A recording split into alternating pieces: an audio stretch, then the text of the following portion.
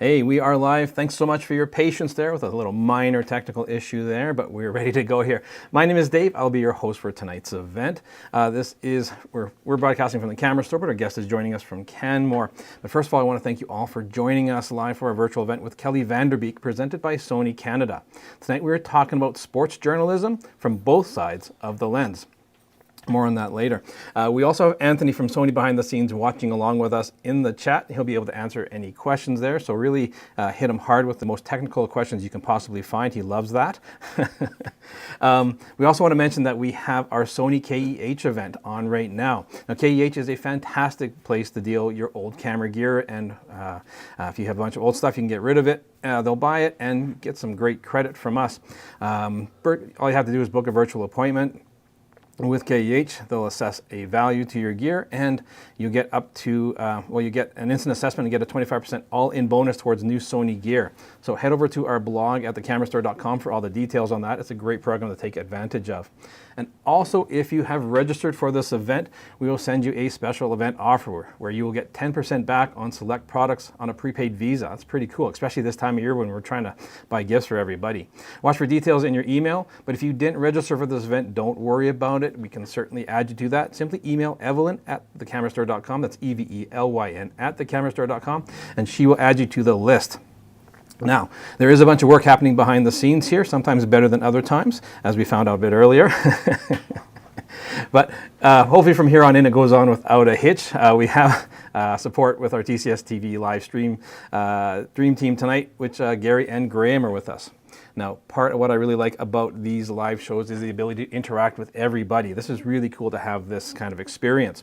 So if you are in the chat, I will be monitoring that and collecting questions that I can ask Kelly at the end of the show here. But if you don't want to join the chat, you're more than welcome just to email me. It's very simple. It's just Dave at thecamerastore.com. I'll also be looking for that. Now, as I mentioned earlier, I'd like to thank Sony for presenting this event with Kelly VanderBeek. Now, let's talk about the best part of the show here. Kelly is an award-winning professional photographer and broadcaster with a high-speed Olympic history of downhill ski racing. Behind the camera, Kelly's known locally for her work at Beginnings by Kelly, but internationally, it's her sport photography that has won her acclaim. Now retired from her sport, but still skiing, I found out, Kelly is proud to look back on her athletic career that saw her achieve World Cup podiums, including being the first ever Canadian woman to earn a podium performance at Lake Louise World Cup. Let me proudly introduce to you Kelly VanderBeek. Kelly, thank you so much for joining us tonight.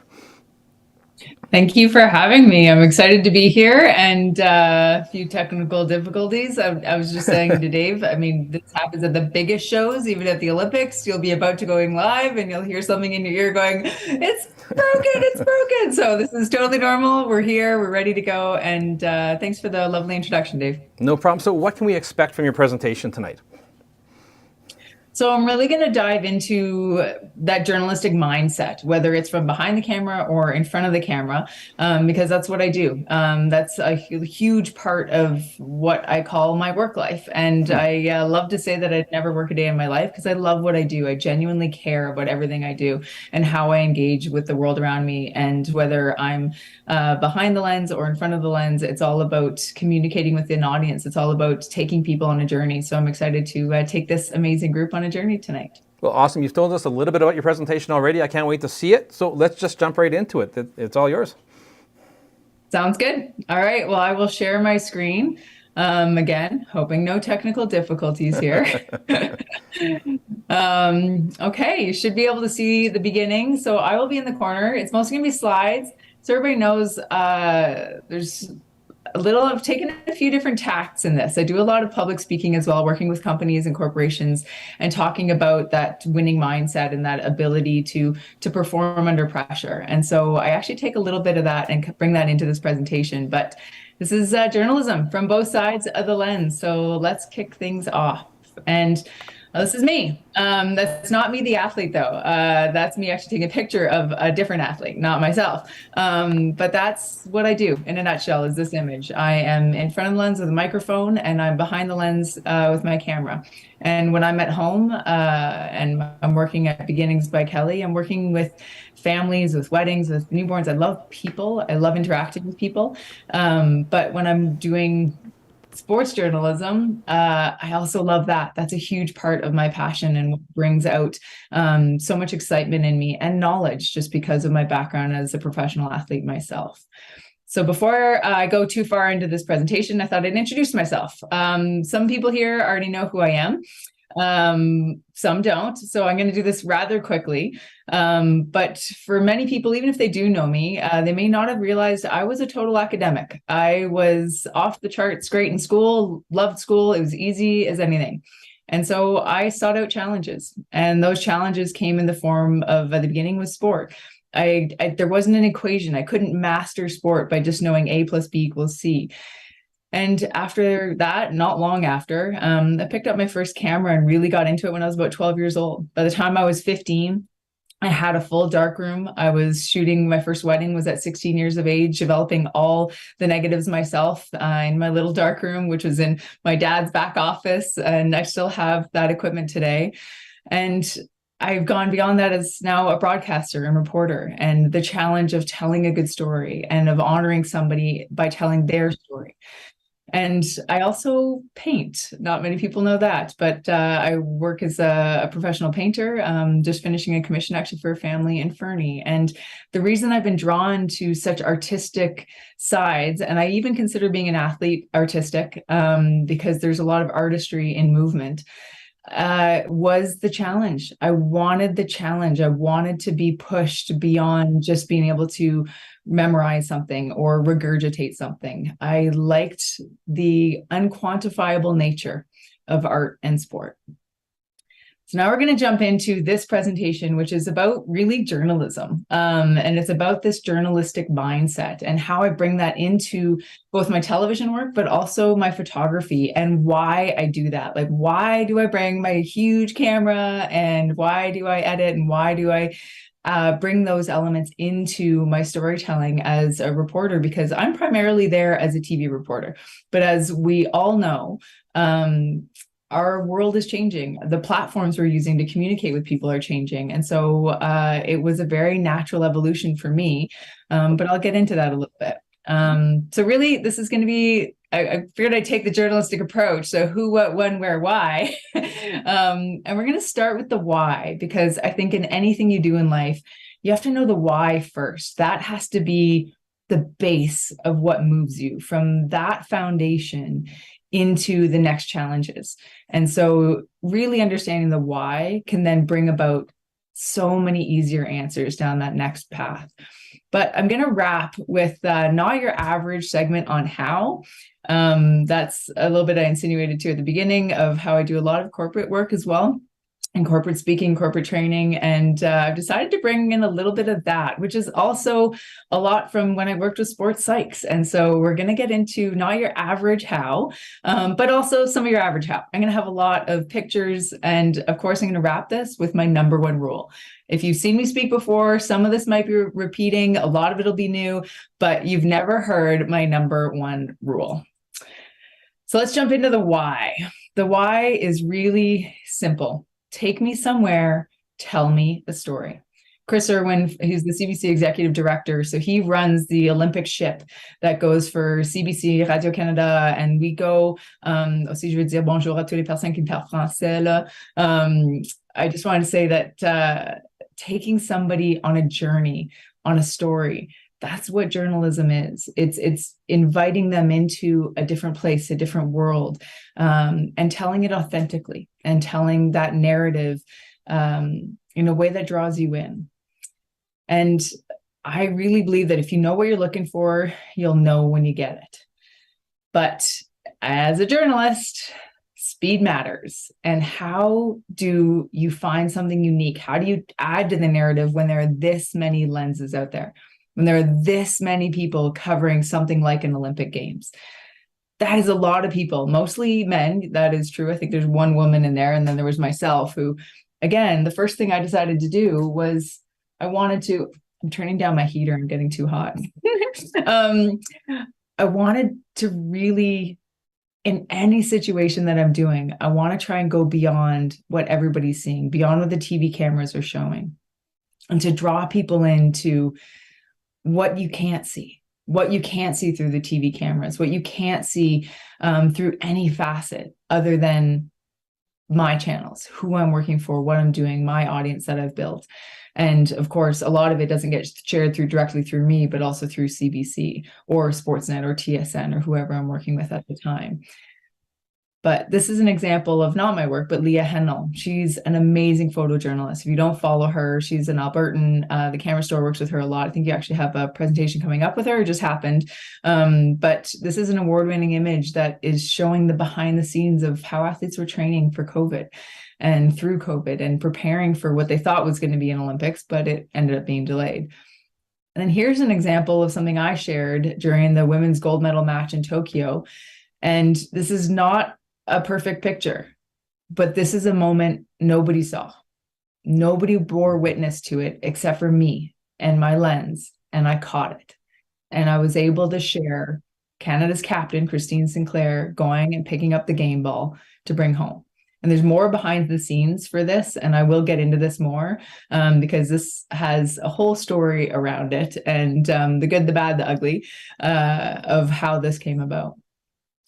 But three things for why I do both. Like, why do I do the TV reporting and add the element of photography? Well, I want to add detail to a story. I want to add context to a story, and I want to add depth. I want to add those elements that people can't see, that people can't know are happening, that if it catches my attention, odds are it's going to catch my audience's attention. And I want to share that with them. I want them to know these little nuggets. But then there's the three journalistic principles that I think if you're going to be thinking of that journalistic mindset, you have to have these always in the back of your mind. One is timely. You need to be relevant. If you are working as a journalist, you got to be timely and being objective.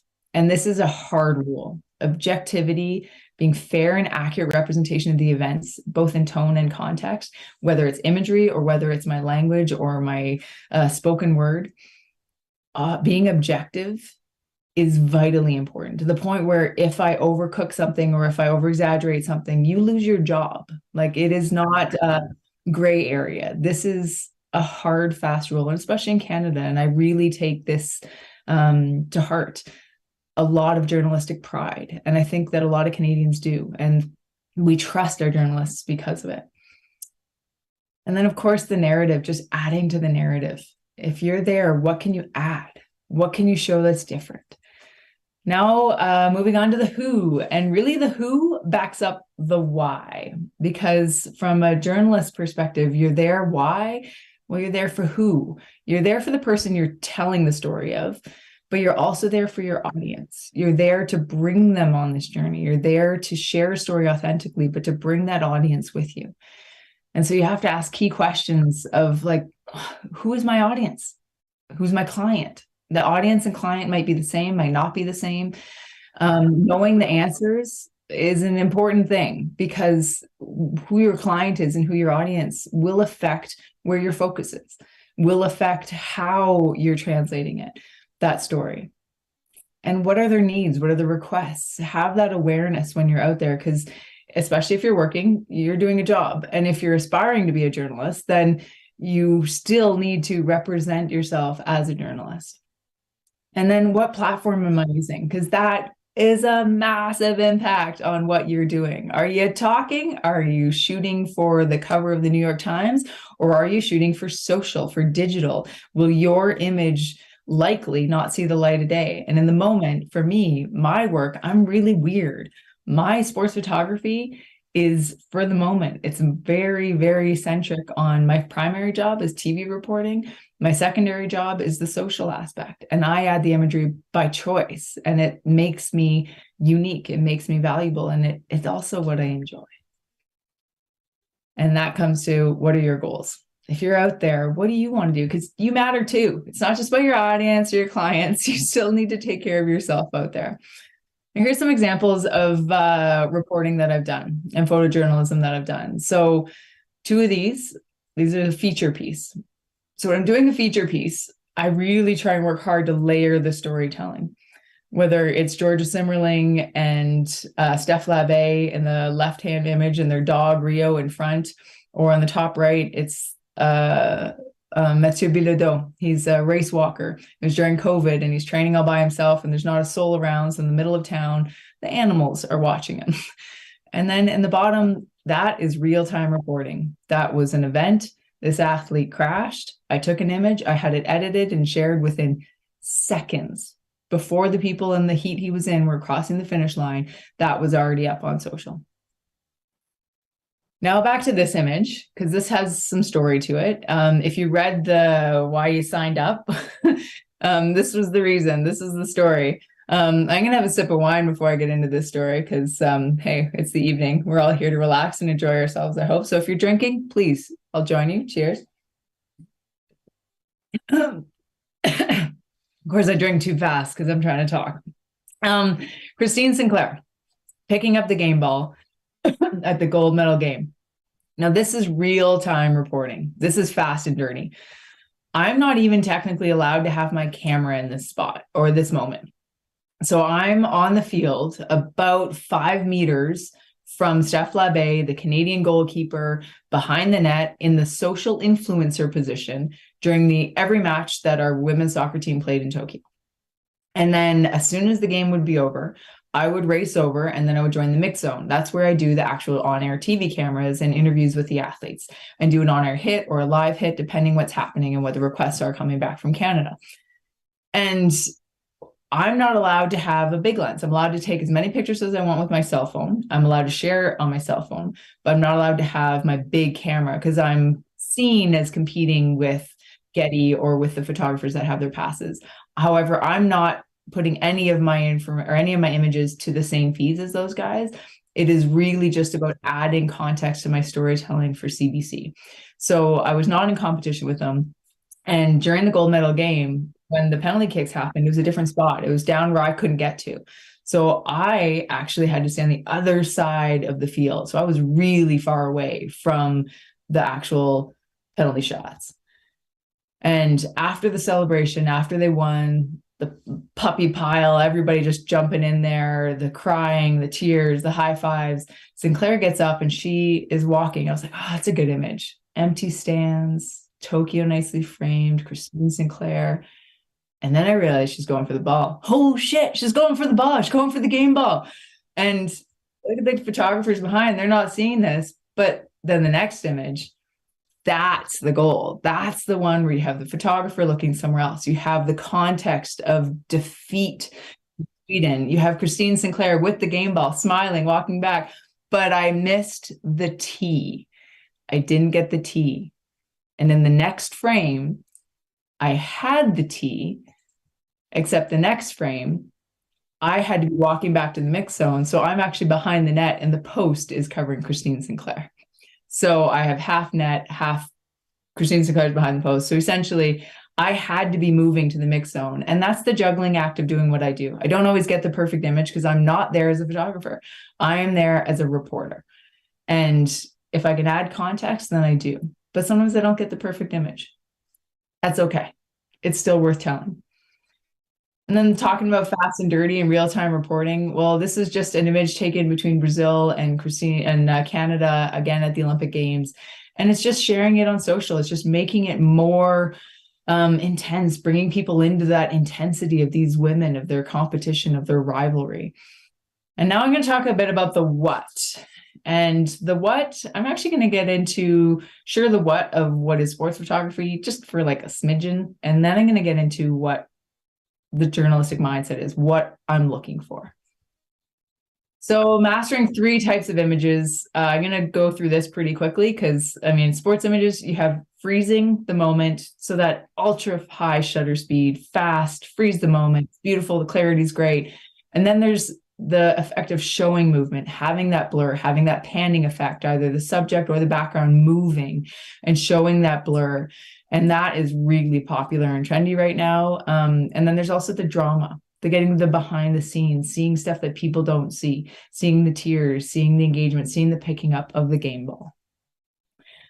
And pretty basic stuff, but really it's avoiding the normal things of photography, whether you're a journalist or not. You want to avoid poor composition, messy backgrounds, poor focus. And this can be really challenging when you are told where to stand, what to do, where to move. You can't get the ideal spot because you're not at, even a World Cup in Lake Louise is way more casual than something like an Olympic Games, the amount of rules and regulations for where you're allowed to be. But the goals for all sport, or just being a journalist in general, safety has to be number one for everyone, yourself included. And then focus, just getting things in focus. And this is really hard, a lot less hard now that I'm using Sony. It's pretty rare I miss the focus. But before that, it was harder. It was harder to get that focus. Now the autofocus is just getting so good. This is becoming much, much easier. And then just angles. You're photographing play, so have some play in yourself. Get down low, get up high, jump, move. The more you play and engage with your environment, the better your images are going to be. So that said, now moving on to the fun part, what am I looking for? What am I looking for as a journalist? What am I looking for visually as well as the storytelling? I'm looking for details. I want to get in tighter than anybody at home can get, tighter than the cameras can get, the TV cameras. I want to see angles. I want to see a unique angle. I want to see something from a perspective that I'm not getting from any other situation, from any other lens. I want to see the speed. This was taken through a fence where it's actually the fence is blurring as the athlete and I'm panning with the athlete. I want to sense the speed. And I want to have the focus. I want to eliminate the clutter. I want to get away from the clutter. I want to focus people into something small, perhaps, a little detail that might otherwise get missed. I want to see the shock. This athlete realized she won an Olympic Games. She crossed in first. On television, they never saw this face as the backside. They saw the back of her helmet. She was shocked. And I want my audience to see that. I want that storytelling, that part of the narrative to come out. And I want to share the quiet. I want to share those moments when athletes are just trying to center themselves. They're just trying to get ready for the big moment. I want to bring the audience into moments that they don't otherwise get to experience. And I hope that they feel it, not just see it. And then I want them to feel the sense of loss. This athlete was an Olympic medal contender. He was favored for gold, and he's leaving and nobody's even talking to him. Nobody cares. He DNF'd, he missed a gate, he's out, he's not part of the story. But he is still part of the story. And that, for me, is part of the story. And that's why I bring my camera. That's why I share it. And this is a moment when every other lens is pointed in every other direction. And it's just, I guess it's part of my nature. I'm good in school, I got to look a different way. I'm looking this way, I got to look a different way. I like the challenge. But I want my audience to feel this wind. I want them to see this image and feel that wind, all of that air pushing up. You see the flags falling down. I want the audience to sense that. They can't see that on TV. You can't hear it. But in this, at least for me, I can feel it. And I want the audience to feel victory. I want them to feel what this man felt, Chris Marr, when he won that ski cross gold. I want them to be scared sometimes. This athlete's traveling almost 100 kilometers per hour. It goes really bad after this. I want you to know she does ski away. She doesn't get injured. But a few moments after this, another athlete did a very similar thing, and she broke her leg in 3 places, busted up her hip, and blew her other knee. This is a scary moment. And I hate sharing it, but I love sharing it because it gets your guts. It hits you. I want the audience to feel the struggle. This is an Olympic race. And these are the volunteers just doing everything they can to put blue dye so the athletes can see anything if they're lucky, to push some of the snow out of the way. It was a mess. It was a mess of a race. This was the men's giant slalom event in Beijing. It was the only day they got snow. The average snowfall for this resort in a year is 5 centimeters. In a year, they got 25 centimeters in one day. It's unheard of. They didn't, like, the volunteers, thank God, were from around the world. They did their job, but they weren't able to delay it, so they ran. And I want my audience to feel some of the boredom. Olympics and being a journalist is a whole lot of hurry up and wait. Very similar to being a speed athlete in downhill ski racing. Hurry up and wait. The weather's not good, or the athlete's not ready, or, you have to get there early enough to get your spot. But I want my audience to feel the boredom. There is a lot of that. There's a lot of logistics at an Olympics. I want the audience to be surprised. Like, why is there a snowblower on a downhill track? What? To me, that seems normal because I'm used to seeing it. But the number of comments I got on this image is, what?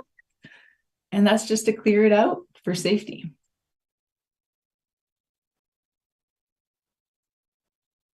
At the end of the day, everything I do is about capturing these moments. It's the audience. So people at home can see it, can feel it, can experience a little bit more of what these athletes, what the story is, what the narrative is, and do it with authenticity. And so I want to help everyone see like a journalist, but to see like a journalist, you have to, now I went back to Eddie. To see like a journalist, you have to think like a journalist. And so we've been going through the who, what. Now we're going to head into the when. Now the when is an important one because the answer is easy. I will quiz you on this later. It's the easiest answer you're ever going to have. It's always the same. When? The answer is 2 minutes ago. Whatever you're doing, doesn't matter what it is, everybody wants it 2 minutes ago. Faster, now, instant. So having real quality images and having them out and shared and accessible and engaging with people, the faster, the better. So getting things out 2 minutes ago, all of these moments that I just showed you a moment ago, they're all about engaging, about trying to bring people in to these moments and doing it instantaneously or as close to it as I can. Now you might ask, how long in my day? So if I'm there primarily as a TV reporter and anchor, or mix zone reporter, or whatever my role or hat I'm wearing on that day, how long do I spend taking images? I've already let you know, like, I'm not there as a photographer. I'm not accredited as a photographer. And all these images in a whole day, if I'm doing a 16-hour day of coverage, which is a normal day in an Olympics, I'm shooting for maybe 20 minutes max. So I'm just trying to focus on my job A, which is being the reporter, which is being ready. I have all these, I don't know if you can see me very well, but these are all of my cue cards for one event that's coming up next week. And when I'm grabbing my camera, it's just, I have to be inspired. It has to be a reason. And so how do you produce and get stuff back 2 minutes, within 2 minutes, or as fast as possible? When somebody like Erica Mann, one of the world's best wedding photographers, says, this is a quote from, I'm not sure she wanted to be quoted, but culling your work is like sifting for gold through a sea of shit. I love that quote. It's so Erica, but it's also so bang on. We all know what it's like. You take all these images and then it just takes forever to, like, which one's the best one? And you agonize over it and you think about it and you go over it and you think about all these things. So if it's so hard and it's so agonizing and we're working so hard, how can this happen? One Super Bowl, roughly 300 images delivered in real time. This is AJ Mass, a photographer, and he's covered many Super Bowls now, lots of other events as well. And this is for the New York Times that he was doing that. A lot of reporters, or photographers, I should say, cringe at the idea of sending unedited raw files to anyone, never mind the New York Times. Granted, they're going to an editor, they do get edited, but you also have to know that depending on how busy that editor is, it might be a 2-second edit or a no edit, and it just goes straight through, just raw, as is. And all of a sudden it's in the New York Times or it's on their channels. So you better be good, and you better be good right out of the camera. So I come back to that quote I said for myself at the beginning is, if you know what you're looking for, you'll know when you get it. I only grab my camera for the odd moment when I'm out reporting, because that's the only time I have. And even then I have to squeeze it in. I have to try. But to then decide what I edit, what I put the time into, when do I pull out the camera? It's really about trusting yourself. It's trusting your gut.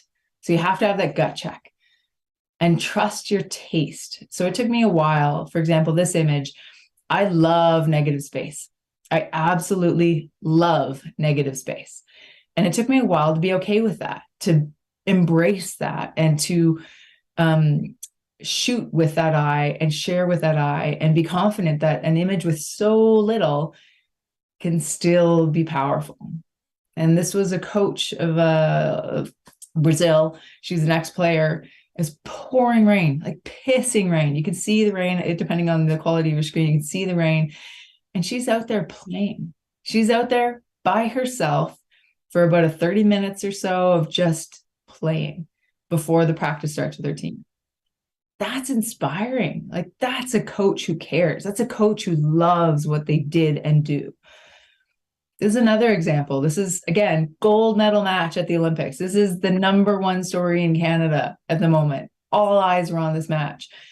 And I was behind the net and I'm like, oh, do I move? Do I go to the other side? I have to go to the mix zone. I'm juggling all these things in my mind. I'm like, I actually love where I am. I'm shooting through the net at the opposite end of the field. So that's what you're seeing, that texture on that image is actually the net on the other side of the field. I chose to work with it. I really loved it. In the end, I'm glad I made that choice, but I had to make that decision instantaneously. So listen to your instincts. And if you're questioning something, just don't go there. If you're working as a reporter and having that journalistic mindset, if you're questioning something, whether it fits the narrative, whether it's appropriate, whether the context is good, whether it's overstepping bounds, in general, if you're questioning something, especially if you have experience, just don't go there. If you need to, maybe visit it with, a producer or something afterwards, or an editor. But then the best advice I've ever gotten for being a journalist, whether it's a photojournalist or whether it's working as a TV reporter, it's from Elliot Friedman.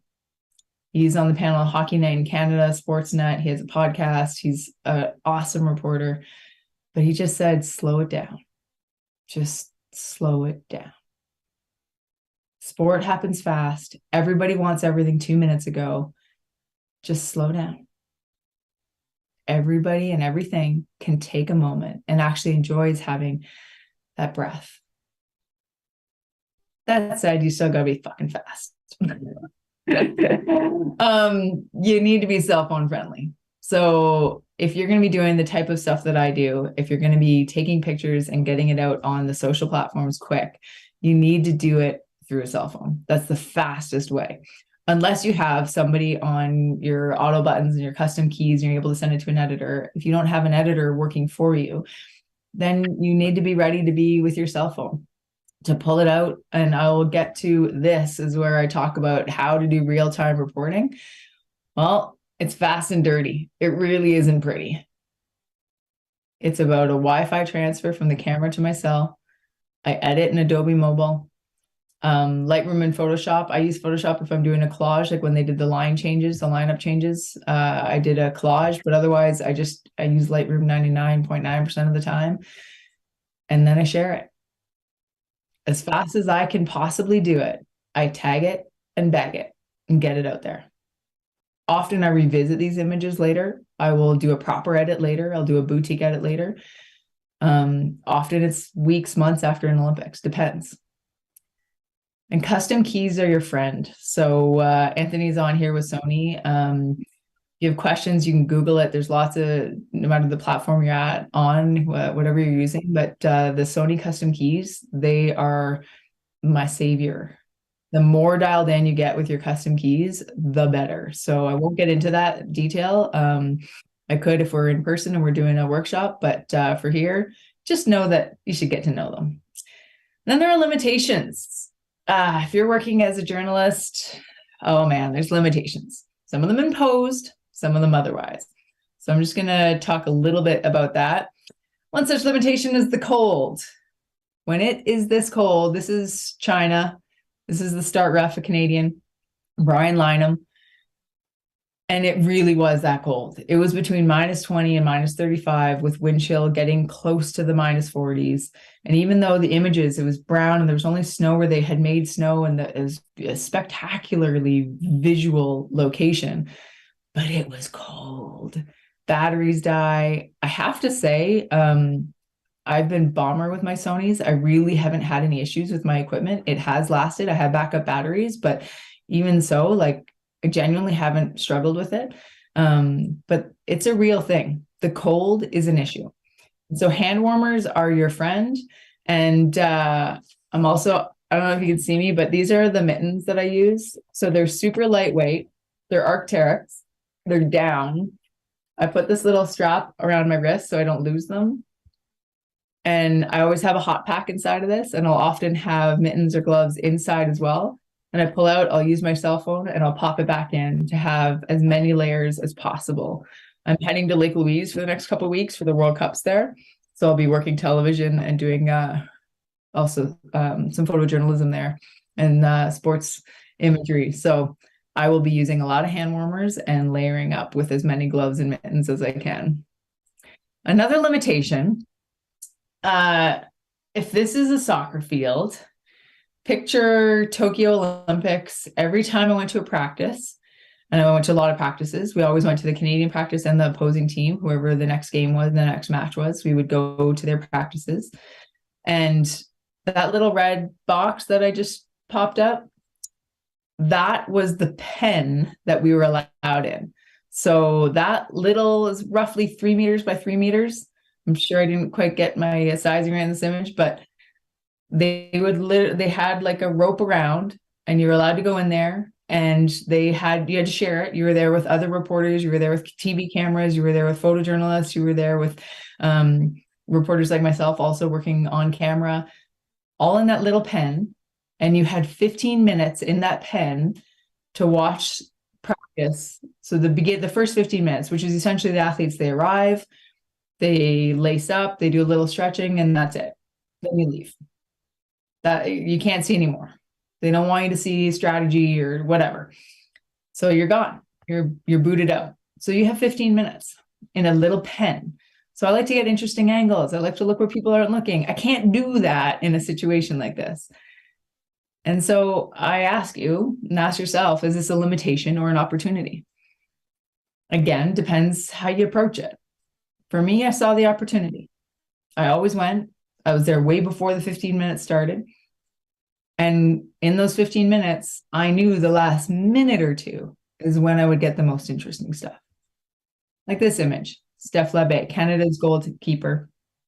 What makes this particularly interesting was the last game she had pulled out because of a rib injury. The game before, she pulled out mid-game because of that rib injury. So nobody knew, was she going to be able to come back? Was she going to play again? Well, this image, and she saved that ball, by the way, showed her at practice in full form. She played the next game. History will say they won. And then there's this, a moment, it's warm up. Who cares? Why even bring the camera? Well, Kadisha Buchanan and Ashley Lawrence, these two athletes, both starters on the Canadian soccer team, have played soccer together since they were 8 years old. They know each other like sisters. They behaved like sisters. And they had a strength between each other. And this image for me was just part of the storytelling. It just went with one tweet and went in a social reel, but it meant a lot. It meant a lot to them as well. And this was part of building trust, because all of a sudden, after 3 weeks of shooting this kind of stuff and sharing these kinds of stories, then all of a sudden the athletes are coming off the bus and they're striking poses. They're giving me their Bond girls. They're giving me they're full on striking a pose. And this is the superstars. I mean, this is Christine Sinclair, Quinn, Steph Labbe, Sheila Zadorsky, Janine Becky. These are all superstars from the women's team, and they're coming off striking a pose. And then they won the next game. So that's, of course, superstition. So then they had to do it again and again and again. So you never know where you're going to get that next story. But moving on from the when, we're going to get into the where a little bit more. And this is going to be about where do you use the rules? Because there are rules in photojournalism. Crop, dodge, and burn. That's all your tools, guys. All the, I'm just going to take this out. I'm going to move this over here. I'm going to add this. I'm going to put in a little fog. I'm just getting a little bit of this. Nope. Hard no. You can lose your job. Hard no. That's what you're allowed to do. Crop, dodge, burn. And even there, within reason, it has to be authentic. It has to represent the situation with accuracy. And so you better be able to crop like a boss. And so to crop like a boss, you shoot with an idea of where you might be cropping that makes everybody's life easier. And then if it doesn't add, subtract. So if that's my cropping rule, is if it's not adding to the story, if it's not adding to the narrative, I subtract it, I take it. Does it add to the story, the artistry, the balance, all those kinds of things? Here are some examples. So in this one, that image in black and white for me showcased the finger in the number one, perfectly framed in the black, the empty stands, the elation and the intensity of emotion that was going on between these women. But then you see in the bottom right, that's the original image. So it's not very different, but I went black and white because I felt like it simplified and centralized your focus. But I also cropped out the goaltender because she was the backup. She wasn't part of that dynamic yet. She hadn't jumped in the pile. She didn't play in that game. And so I felt this image was better without her in it. Here's some other examples of images that in 2022, he just won an Olympic silver medal, and he's not actually pointing at the 2022, he's pointing at his coach. But in the image, it looks like he's pointing 2022. So I'm like, that's awesome. Like, I'm going to just take out the coach because it made it better because the coach was not even looking there. It wasn't good. And then you take that out and you simplify it. Awesome. Then nothing else is needed. And then the microphone. For me, the microphone was important in this image. Was just nobody's there to report him. Nobody's there to ask a question. He went out of the course. He was no longer part of the story. And this one, I like this image. I like talking about it too, because there's the gentleman with the mask. I could have cropped him out. I still would have had the Olympic rings. I would have had, tighter with the athlete, but the mask is part of the story, as well as the brown background. That was what the landscape looked like. It was brown contrasted with artificial snow. So it's all part of the story. So burn, dodge, or crop. Here's that image again. This is raw out of camera, other than it has gone black and white. And so I crop it, and then I do a bit of burning in order to accentuate the highlight that was already there. And this is probably about as far as I would go with an edit in a photojournalistic situation. Now we're going to get into the how. Let's talk about how. How do you take good pictures? I am going to get into lots of images. We'll get into examples, and I'll actually give you, the shutter speed, the ISO, all that kind of stuff. But first, I want to get into a little bit more of just kind of that behind the scenes, the stuff that you can't get from you. It's literally a juggling act. When I'm there as a TV reporter and I'm trying to do some photography as well, I'm squeezing it in. I'm squeezing my moments of imagery into things. If anything, I actually try and add a day. And the reason I started doing sports photography was because I went to a Moguls World Cup event, and CBC sent me there a day early, and there was just training, but there was nothing. I had no requests. Like, there was not even a camera there, a TV camera there. So I was like, well, I brought my camera equipment, which I always did.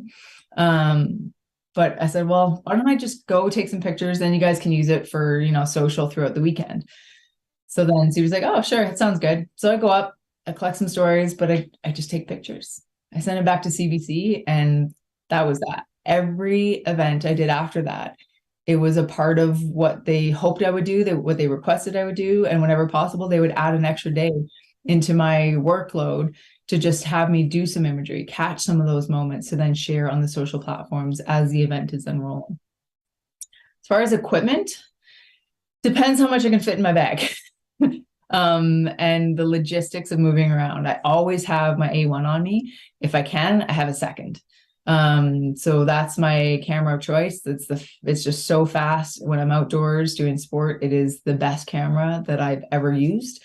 And then as far as lenses, I have two go-tos. I have the 14 mil and the 200 to 600. Again, the 400 prime or the 600 prime, amazing. I would get better images. I can't logistically do it. I can't logistically be a TV reporter and move with that kind of equipment. And I also can't set up in a spot and stay there.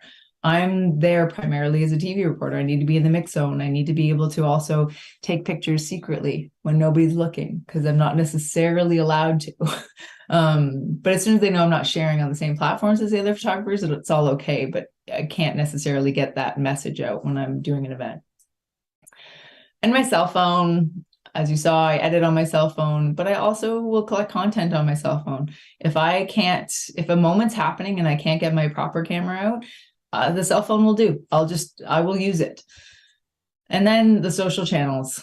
This is where stuff gets shared. This is where the platforms, as well as the news, like CBC News will use it. And they'll also be, using a lot of those images depending on the storytelling and how things evolve moving forward. But that's kind of my tools. That's my toolkit on top of all my research and to be the TV reporter. And so it's in the prep. As far as what I mean by prep, well, the better prepared you are, the luckier you'll be, the more opportunities you're going to have, but it's also in the mindset. And having a journalistic mindset, I've really found that all good journalists, they're prepared, they are there, the research is done, their tools are ready, but they also embrace the process of letting go of your plan and being present to what is. Because you are not telling a made-up story. You are telling the story as it unfolds. You are telling somebody else's story. And so the process of letting go of your plan and being able to really see what's happening, hear what's happening, present to what's happening, that's what makes good journalism. That's when you're not imposing yourself onto the story. You are simply the conduit of the story. So how to get better faster? So this is where I go a little bit perhaps unusual, and it's only going to be for a few slides. I won't go off track for too long, but this is huge. And when I first started reading some of the research on how to get better faster, light bulbs went off and I was like, oh my God, that's what I did my entire life. So a little context, I'm just going to go back to this slide where academics was my jam. I was great at it, but it felt easy. It didn't feel challenging. It didn't push me. It didn't push my boundaries. I was comfortable at school. And so I sought all these other things that were uncomfortable, that didn't feel easy. And so to get better, faster, you have to lean into discomfort. And this was a study done by Cornell University and the University of Chicago. And the idea and the whole research study was done about the idea of seeking discomfort. So that feeling of awkward, of like sink or swim, or I really don't know what I'm doing, or this is really uncomfortable to me. It's out of my comfort zone. But seeking that feeling, seeking that discomfort, or seeking feeling awkward over perfection, that correlates to greater rates of success in a shorter period of time. Every time. Whether you're talking artists, you're talking comedians, you're talking reporters, you're talking photographers, the more you can push yourself outside of your comfort zone, the better you'll get and the faster you'll get better. So why not? What makes you uncomfortable? Go for it. Go towards that. Now, a little more on the how. We all like imagery. So let's get into some images. So freeze the action consistently and clearly. I'm going to draw your attention for these next bunch of slides, mostly on the shutter speed, because really that's where sport especially comes in. So this is 320. This is a race walker. He's not going as fast as other sports. but I tried to make it interesting. So I had a bit of time with this guy. It was a feature piece I did for CBC. This was an image 640. I wanted to freeze that water. And this was me being early in Tokyo at the soccer field, trying to tell other stories about the people of Japan and how their attention to detail was so impressive in everything they did. And this gentleman, it was like watching an artiste water the grass. But 640 is the shutter speed for that one. And this is just a family portrait session I did, but a sense of speed and shutter speed, again, it's that 640 is kind of freezes that level of speed. And even whitewater, depends on the athlete, depends on the river. I'm usually, I would say, at about an 800 for whitewater, 800 to 1,000, but sometimes I can go slower and then I can open things up a little bit more. And then here I'm at 800. And so this is a father-son combo. This is an enduro race in Canmore. And so the son's in front, the father obviously is behind following, and you were allowed to follow your kid down in certain levels. And I love this image. I like all the signs, the complexity of it, but also the combination of the two of them working together. And then we're getting, again, 800. This is a little kid skiing. Then we get to the bigger kid skiing, so 1250. And this could have even been a little bit faster. There's a bit more blur in this, but I actually like the blur in this, given the situation. And then this is a men's giant slalom. This is 1600ths of a second. So this is a man racing giant slalom. And again, this isn't as fast as the speed events. The speed events, athletes get up to 140, 150 kilometers per hour. This maxes out at about 100 kilometers per hour. And then I can slow it down if I'm doing something like mountain biking. This is in Canmore, Alberta, 1,000th of a second. And then here, 1250, jumping the clarity. I will say this image did have a post in it, a light post. I did take it out. So this was not used in editorial purpose. But I just want to say that because everything else in this whole presentation is meeting all the editorial needs.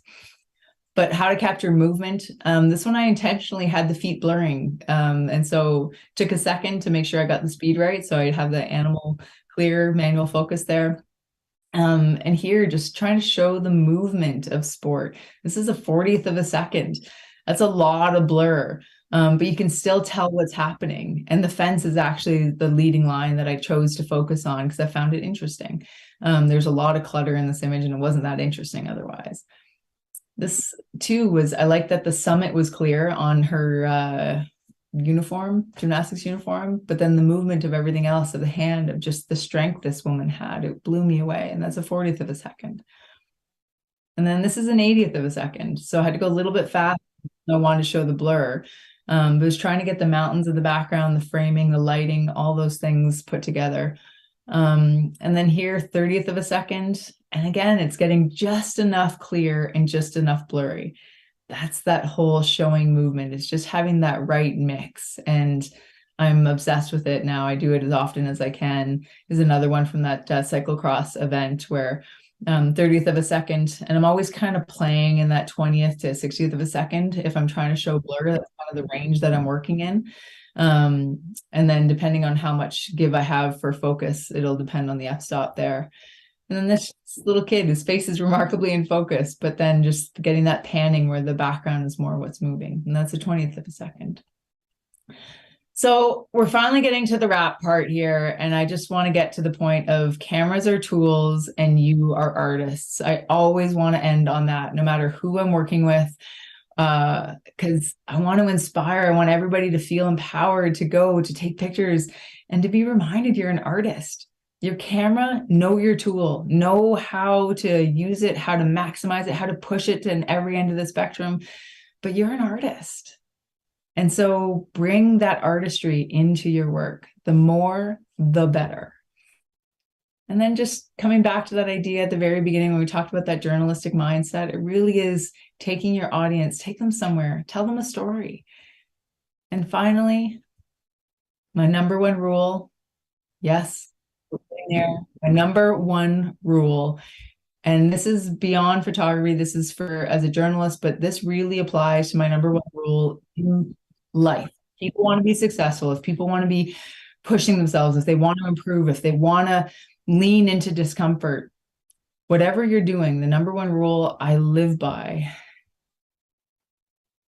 in order to do this well, in order to be a reporter well, in order to be a sports photographer well, in order to be a professional athlete well, you have to give a shit. You have to care. If you don't care, you're going to suck at what you do. Do something else. And if your job isn't what you care about, that's okay. Do something that you also care about. The best coaches I worked with weren't necessarily the best coaches. They didn't know the most technique. They were the coaches that cared the most. They were the people that cared enough to get up early, that cared enough to make sure they told the right story, that cared enough to spend that extra moment in editing or that extra pause to pick the right image to tell that story. And lean into discomfort. Lean into what challenges you. And you will surprise yourself. You will shock yourself as to what you can produce. And I'm just going to talk for 2 seconds. Branch Out is this September, actually October 1st and 2nd. I had my first workshop that I hosted, and it was women. It was all women, or people who identify as women. That's who it was geared towards, and to help them branch out confidently into sports photography. And I cannot say enough about how well it went from my perspective, but also my attendees. Is 5 stars from everybody who gave a review, and some of the words that were shared just blew me away. And everybody was okay with me sharing them, passing them on. But it was a really special weekend with some really special women. And the whole idea of this Branch Out workshop is the idea of pushing people out of their comfort zones, of branching out into new and unique areas, to push their talent, to push their artistry, and to push your sense of community as well. And so this was the group that got together in early October. We had 8 athlete models. We had 2 workshops. We had 4 speakers, including myself, one of them being Erica Mann, Leah Hennel, who I had one of her images in, as well as Candace Ward. So we had an amazing lineup, and I have some really exciting ideas for the next one. I'm going to tap into a little bit more outside the box stuff. My background as an athlete, a lot of photographers I know are struggling with pain. So I'm actually going to do a whole segment on how to take care of your health and wellness as a photographer in order to have a really long, healthy career. That shoulder pain, the elbow pain, the wrist pain, low back pain.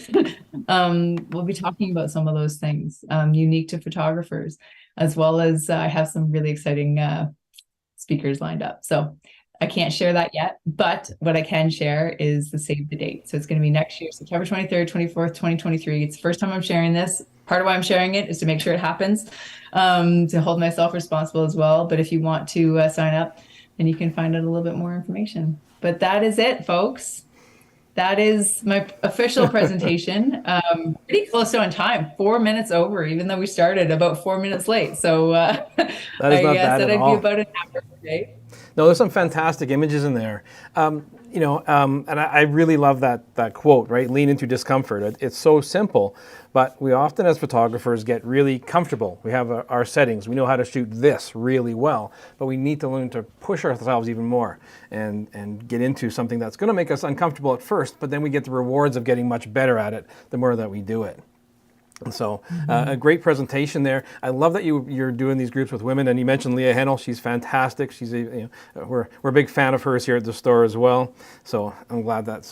But I have a question. Sort of, you came from, you were an athlete. You were the one who was in front of the camera all the time. What was it like shifting to the other side? Do you still get that urge to compete? Do you still get that rush when you are photographing the athletes competing? I get emotional. To be honest, I competed professionally for 13 years on our national team, and then also the whole time leading into getting on the national team. So it was roughly 20 years. I'm okay to never compete again, to be quite honest. I find I'm leaning away from competition personally, but I love covering it. I really identify with the emotions associated with competition, with the sacrifice to to put yourself out there, the sacrifice to get that good, but also the sacrifice emotionally to put yourself out there, to be judged, to be critiqued, to be weighed if you're wanting or not. Are you on the podium or not? Did you win today or not? And I really relate to the athletes, and I'm really grateful that I've been able to craft and curate a life after being an athlete where I'm still around it. I'm still able to talk about it, associate with it, connect with it, and help share those stories with probably a slightly different angle, just having lived so much of it. Even though I get stupid emotional, Dave. Like there are moments where like an athlete, I'm just like, oh my God. And then I have to like get all pretty again and get on TV. So it happens. So you are obviously with Sony, and we give Sony a big shout out because they've got an amazing camera, the A1. I was wondering what gear you're shooting with. How long have you been in Sony, and what really drew you to the whole Sony system? I have a funny story. So I'm just weird, full stop, Dave. Everything I do, whether it's professional or otherwise, how I started with Sony is a bit quirky. I grew up from the time I was 12, I was using Canon. So that was just the brand that I first purchased and then just stayed in that family for a long time. Whoop, my light just fell over. Technical problems, technical problems. Technical problems. There we go. And so that was just what I used. And then oddly enough, I was in a Sony commercial where I was hired as the model. So for the A9, so it was a year and a half before the A9 was released. I was the athlete model in a lot of the shoots and some of the promo stuff that happened for that camera.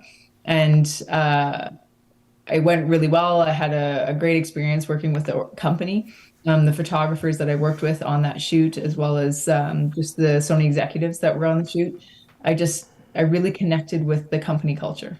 As well as the equipment itself. And so they introduced me to the equipment.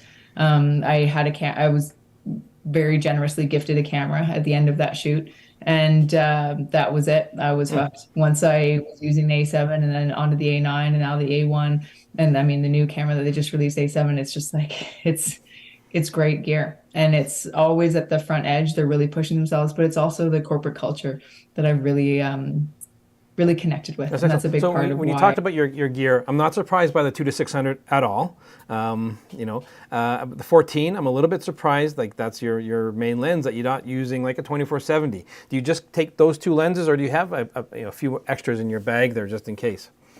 So the 24-70, I would say, is my go-to lens 90% of the time elsewhere. So if I'm doing family, if I'm doing other things. But if I'm shooting sport and I can only have two things, again, part of why I chose them is I want that unique perspective. I want to be able to show what the TV cameras aren't showing. I want to be able to get into a space that is unique, different, a bit of contrast. So I need the zoom to get that detail, to get really in tight.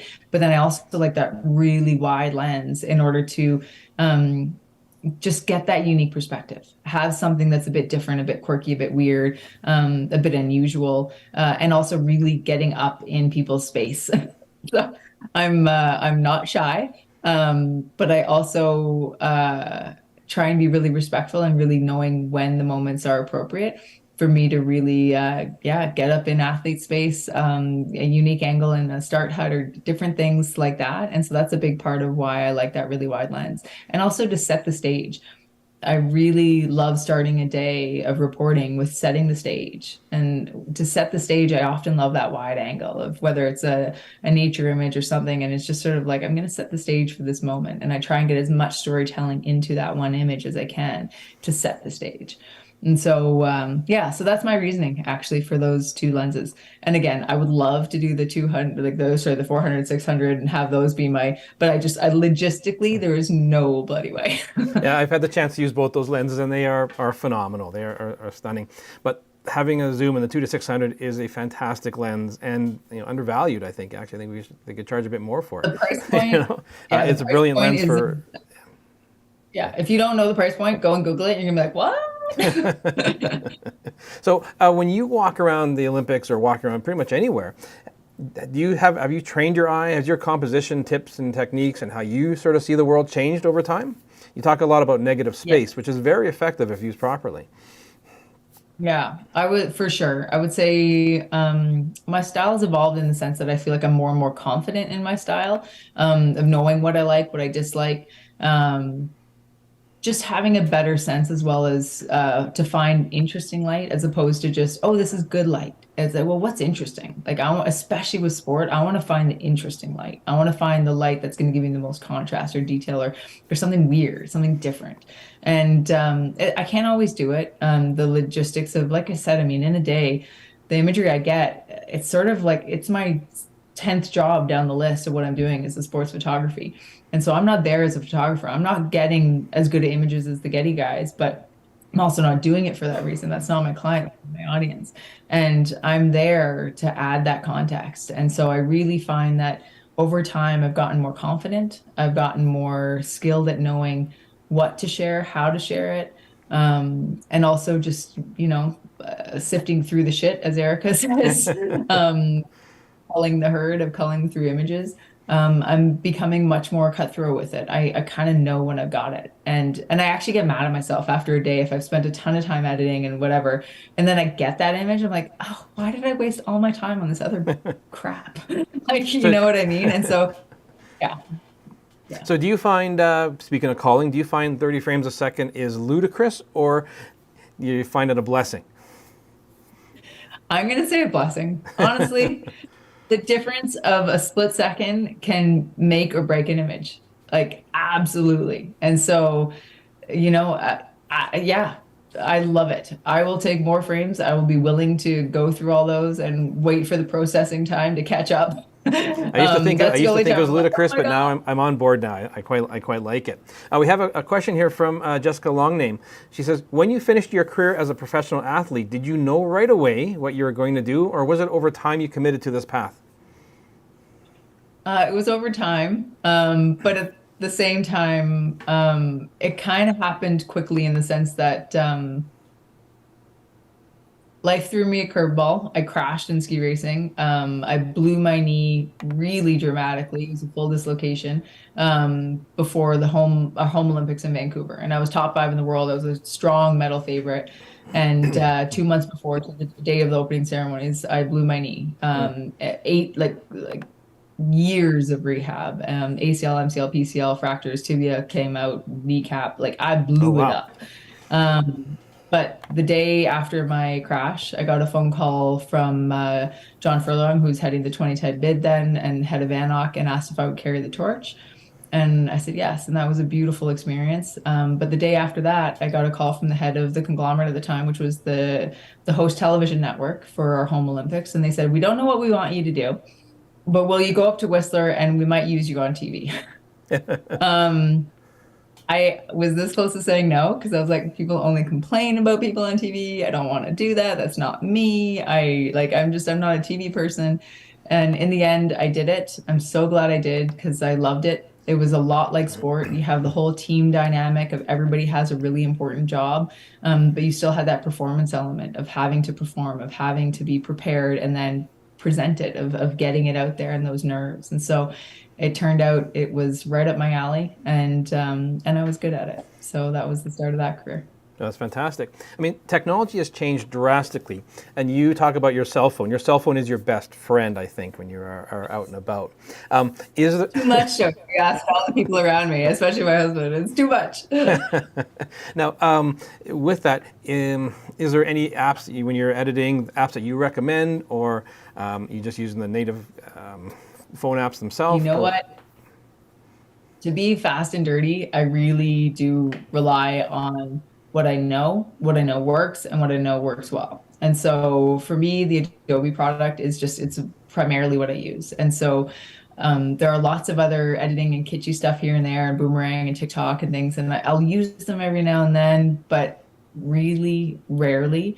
The one thing I will say that I learned with TikTok, I find TikTok easier to build reels. So even if it's images or videos, whatever, if I'm building a reel, I find it easier to build it in TikTok. So I build it in TikTok, and then I export it using SnapTalk, which then can export the image or export that TikTok reel without the TikTok logo, and then I'll reshare it organically either on CBC's platforms or on my personal platforms. And so that's one mini tip that'll probably be outdated tomorrow. Yeah, the next platform. We got another question here from Masa Higuchi, who says, when you shoot a sport that you competed in yourself, do you feel that you have a distinct advantage in being able to anticipate the moments? Yes. And I also think the better you know any sport and the more researched you are, the better you can anticipate and the better you know what angles are interesting, what works for that sport. So anytime I'm shooting a new sport, which is often, I will research that sport, the data, the athletes, but also the visual side. What looks good from the sport? What angles? And I always try and envision where was the photographer? What was the photographer thinking in this moment? Where were they setting up? How were they shooting that? And I'll use that as inspiration. And if it's an event that I know really well, like Alpine, part of why Alpine works so well for me shooting, and why so many of these images is because the last Olympics in Beijing is actually the very first time at an Olympics I've covered my old sport. I've always either been an anchor doing other sports or doing features. So it was kind of a unique Olympics where I actually got to be the reporter for my old sport. And so it was remarkably comfortable. I was like, I know what I'm doing here. This is great. But I also knew people. Relationships are huge. Do not piss volunteers off. You have to be nice. You want them to be your friends. And I, in a world that I know, I've built those relationships. So there's people, I always know somebody at a ski race. And so I'm usually able to get into unique spots. And they know that I know the sport. I'm not going to get in a spot where I'm dangerous. I'm not going to put myself or an athlete in a situation that's inappropriate. And I've built that trust. They know that about me. But when I'm going to a new venue, new sport, new everything, they don't know that about me. They don't know me from left, right, or center. And so I have to very quickly gain trust and gain access. And that is a unique talent that it's listening, it's being open, and it's also kind of seeing a window. If you see an ability to do something, because I'm always looking for that unique angle, I'm always looking for that unique moment. And if I can get somewhere where I'm not necessarily supposed to be, I'm probably going to get it. So, yeah, I have been known to be where I'm not supposed to be and somehow always getting away with it. Let's got two more questions here, and then we'll wrap it up here. But Timothea says he's tried to cover SkiX and been asked for credentials on site. How do you go about getting sort of amateur professional press pass? I mean, getting access to these venues is really important. I mean, with insurance and liabilities, it's tougher and tougher to get the spot that you want to shoot at. Totally.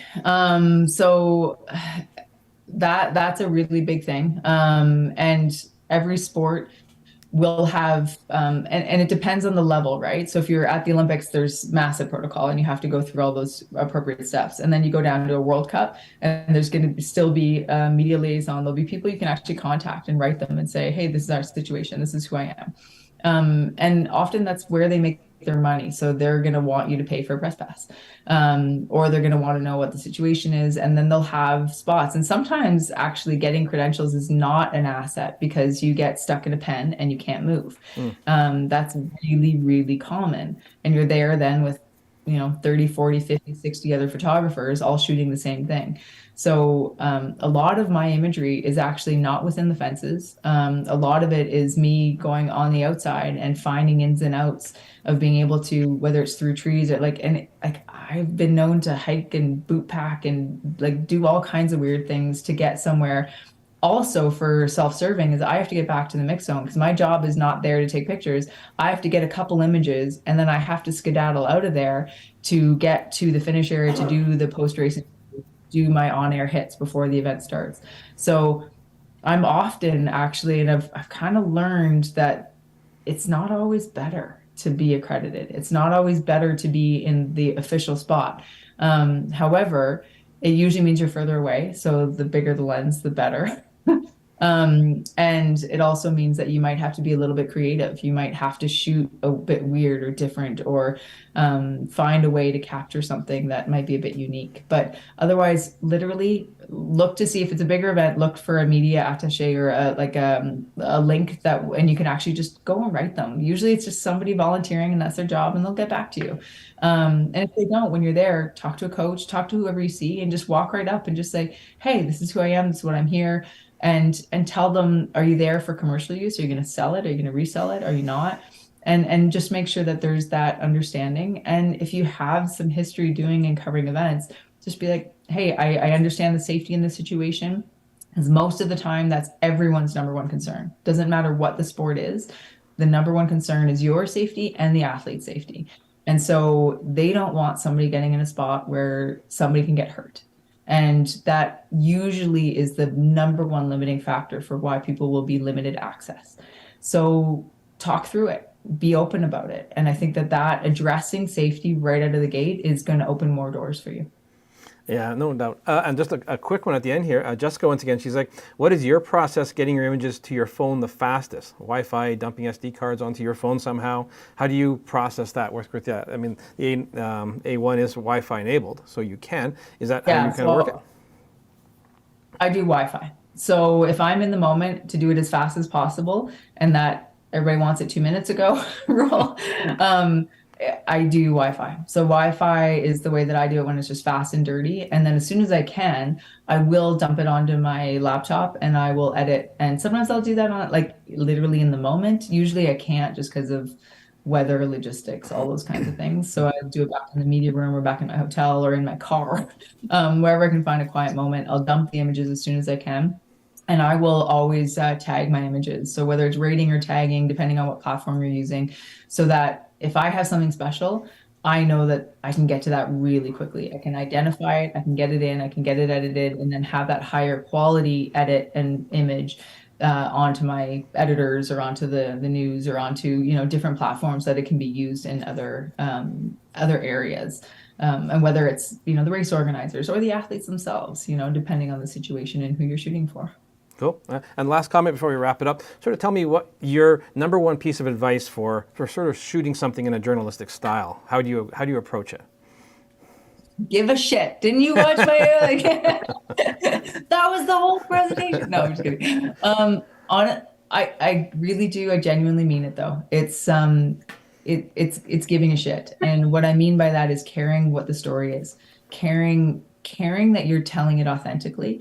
Caring that you are telling somebody else's story, whether they're the athlete or a race organizer, or it's a news event.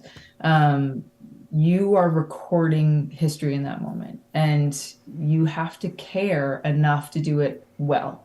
You have to care enough to consider, is there a better angle? Is there a better way I could tell this story? And care enough to push yourself outside of your comfort zone, lean into discomfort, and really care about the product you put out there, but also care that you are telling somebody else's story, that you are telling their life's moment in that split second, and honoring that, recognizing that that's a person with a whole lot of interesting stuff about them. And so how can you do that with as much care as you possibly can with the tool you have, which is your camera? Fantastic. We're going to wrap it up here. I want to thank Sony for sponsoring tonight's event and take advantage of the Sony and KEH promotion going on with the everything going on there. And I really want to thank you, Kelly, for joining us tonight. Some fantastic images there and even better stories and insight behind that as well. So I hope you guys like this content here. If you want more, feel free to reach out to us. Let us know what you think. And Kelly, stay warm out there. I know your heater's under your desk there. You're out there. And we will catch you guys again next time. Yeah, thank you, Dave. Thank you, the Camera Store and Sony, of course. Again, it's always a pleasure. I love chatting photography, and hopefully I'll get to meet some of you out there in the come into the store anytime. World. All right, definitely. All right, guys, take care. Right. Bye, Dave. Bye, everyone.